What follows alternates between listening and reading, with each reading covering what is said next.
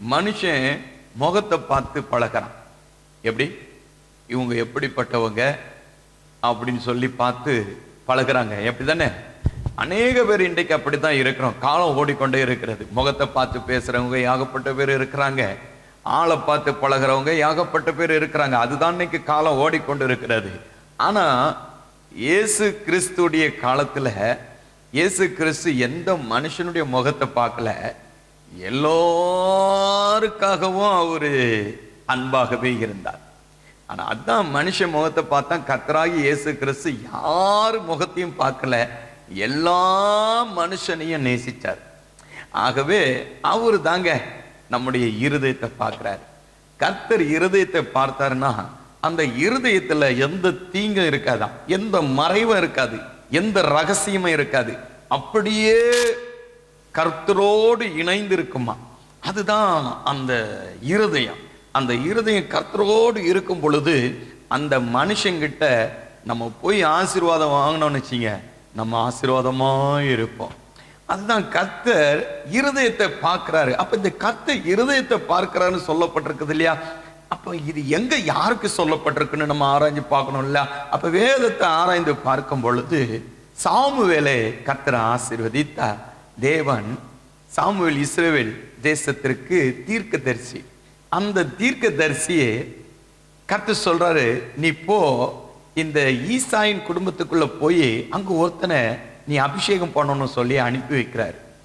அவரும் அந்த குடும்பத்துக்குள்ள போறாரு. அங்க போன உடனே ஒரு ஆளை பார்க்கறாரு. ஆள் அழகா இருக்கிறான், நல்லா ஹைட் வெயிட்டா இருக்கிறான், நல்லா இருக்கிறான். இதை பார்த்தா இவன் தான் இந்த இஸ்ரவேலை ராஜாவாக ஆள வேண்டும் அப்படின்னு சொல்லி தீர்மானம் செய்யறாரு. யார் இது தீர்மானம் பண்றதுன்னா நல்லா அறிந்து கொள்ளணும். இந்த தீர்மானம் பண்றது ஒரு தீர்க்கதரிசி, மறைவான பொருளை வெளிப்படுத்துறவர். அதாவது தீர்க்கதரிசினா அவருக்கு மறைவா ஒன்றும் இருக்காது. அப்படிப்பட்ட ஒரு முகத்தை பார்த்து தீர்மானம் செய்யறாரு. அப்ப அப்படிப்பட்ட இந்த சாமுவேலே தீர்மானம் பண்ணும்போது முகத்தை பார்த்து, நம்மெல்லாம் ஏமாத்துறங்க, நம்மெல்லாம் கட்டாயம் முகத்தை பார்த்து தான் பேசுவோம். அப்படித்தானே?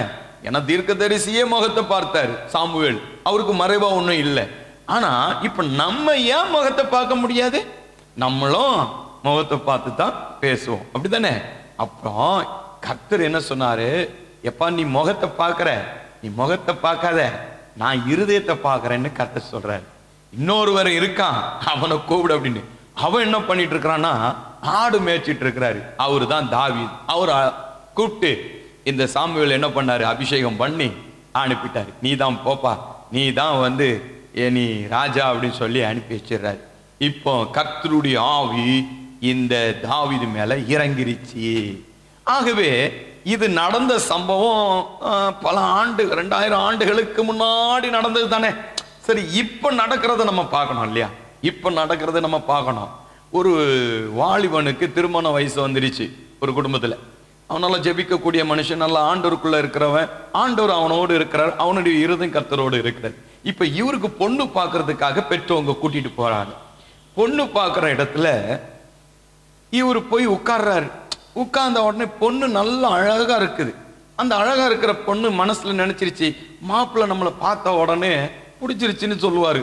ஏன்னா நம்ம அழகா இருக்கிறோம் இல்லையா?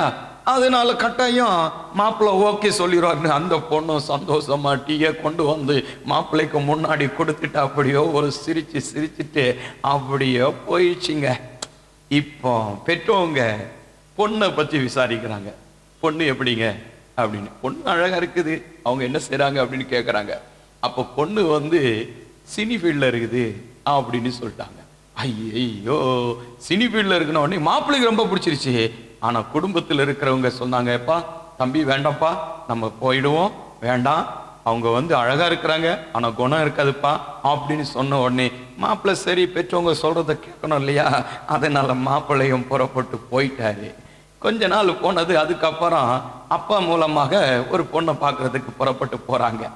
அந்த பொண்ணை பார்க்கும்போது முன்னாடி வந்து பொண்ணு உட்கார்ந்துருக்குது. பொண்ணு அழகா இல்லை, ஆனா அந்த பொண்ணு நல்ல ஒரு குணமுள்ள பொண்ணு. பார்க்கறதுக்கு அழகு இல்லை, ஆனா குணம் நல்ல குணம். என்ன குணம்? நல்ல விவசாயம் பண்ணும், நல்லா வேலை செய்யும், நல்ல ஜெபம் பண்ணும். அப்படிப்பட்ட ஒரு பொண்ணு. இந்த பொண்ணு பார்த்த உடனே மாப்பிள்ளைக்கு கொஞ்சம் பிடிக்காம தான் இருந்துச்சு. உடனே மாப்பிள்ளையுடைய அம்மா சொன்னாங்க, இல்லை நம்ம கொஞ்சம் அப்புறம் பார்த்துக்கலாம், இப்போ அப்புறம் பதில் சொல்லுவோம் அப்படின்னு சொல்லிட்டு வந்துட்டாங்க. வந்துட்ட பிறகு கொஞ்ச நாள் கழிச்சு இந்த 2 பேருக்கும் கரெக்டான பதில் சொல்லல. சரி, இப்போ என்ன பண்றாங்க, இன்னொரு பொண்ணை பார்க்கலான்னு சொல்லி போறாங்க. போன இடத்துல பொண்ணு அழகா இருக்குது, குணமும் நல்லா இருக்குது. அது என்ன குணம் அப்படின்னு சொல்லி விசாரிச்சா, எப்பொழுதும் கர்த்தருக்கு கீழ்ப்படிந்து எப்பொழுதும் கனி கொடுக்கிற ஒரு பிள்ளையா இருந்துச்சான்.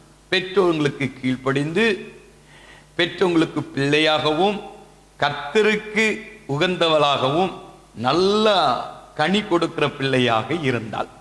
குணத்திலையும் அழகிலையும் குறையவே இல்லை. இதை பார்த்த அந்த மாப்பிள்ளைக்கு ரொம்ப ரொம்ப பிடிச்சிருச்சு. ஆனா பெற்றவங்களுக்கு பிடிக்கல. ஏன் பிடிக்கல அப்படின்னு சொன்னா, அந்த பொண்ணு மிகவும் ஏழை, அடுத்த வேளை சாப்பாடுக்கு வழி கிடையாது. அதனால பெற்றவங்க என்ன பண்ணாங்க, பதில் சொல்றாங்க அப்படி சொல்லிட்டு மாப்பிள்ளைய கூட்டிட்டு வந்துட்டாங்க. கொஞ்ச நாள் போனது. சரி, இந்த 3 பேருக்கும் பதில் சொல்லல இல்லையா. கடைசியில் ஒரு பொண்ணை பார்க்குறாங்க.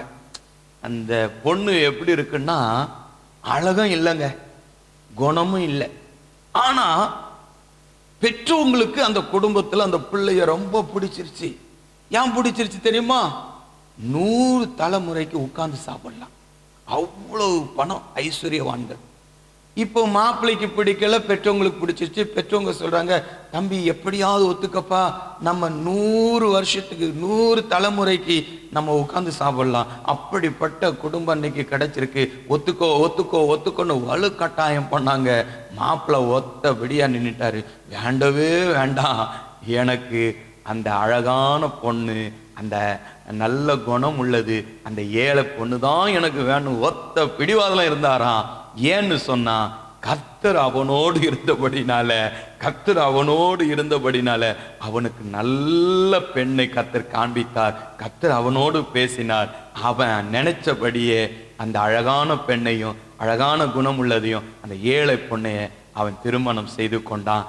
அதற்கு பிறகு அந்த குடும்பம் நல்ல ஆசீர்வாதமாய், அந்த வீடு முழுவதும் திராட்சை செடியாக கொடியாக அழகாய், இன்றைக்கு ஜபக்கனியோடு இன்றைக்கு சமாதானத்தோடு இருக்கிறது. கர்த்தர் இருதயத்தை பார்க்கிறார். எந்த மனுஷன் கர்த்தருடைய சமூகத்துல உண்மையா இருக்கிறானோ அவனோடு கர்த்தர் இருக்கிறார். அவனை கர்த்தர் என்ன செய்வார் தெரியுமா? குடும்பத்தை ஆசீர்வதிப்பார். பட்டணத்துல உயர்த்தி உயர்த்தி உயர்த்தி அழகு பார்க்கிறவராய் இருக்கிறார். ஏன்னு சொல்றேன்னா, மனுஷன் முகத்தை பார்க்கிறான், கர்த்தர் இருதயத்தை பார்க்கிறார். நம்முடைய இருதயம் கர்த்தரோடு இருக்கும் என்று சொன்னா, நம்முடைய பிள்ளைகள் மாத்திரமல்ல, நம்முடைய சந்ததி சந்ததி சந்ததி 10 தலைமுறைக்கும் கர்த்தர் என்ன செய்றாரா? ஆசீர்வதிக்கிறாரா. 10 தலைமுறைக்கும் கர்த்தர் நாம் ஆசீர்வாதத்தை நமக்கு கொடுக்கிறவராய் இருக்கிறார். ஆகவே இந்த நாள்ல நாம் நம்முடைய இருதயத்துல கர்த்தருக்கு இடம் கொடுப்போம். கர்த்தர் நமக்குள்ளே வந்து வாசம் செய்வார். அப்பொழுது நாம் கனி கொடுப்போம். இந்த முகத்தை பார்க்கிற மனுஷனிடத்துல நாம் எப்படி நடக்க வேண்டும் என்பது உலகம் நமக்கு கற்று தந்திருக்கிறது. ஆனால் நம்முடைய இருதயத்தை கர்த்தர் எப்பொழுதும் பார்த்து கொண்டிருக்கிறார். ஆகவே கர்த்தருக்கு நாம் உண்மை உள்ளவர்களாய் உத்தமனாய் இருக்கும் பொழுது கர்த்தர் நம்முடைய காரியங்கள் எல்லாவற்றையும் கூட இருந்து அவர் நடத்துகிற தேவனாய் இருக்கிறார். நம்மை ஒரு காலமும் தள்ளாட விடமாட்டார்.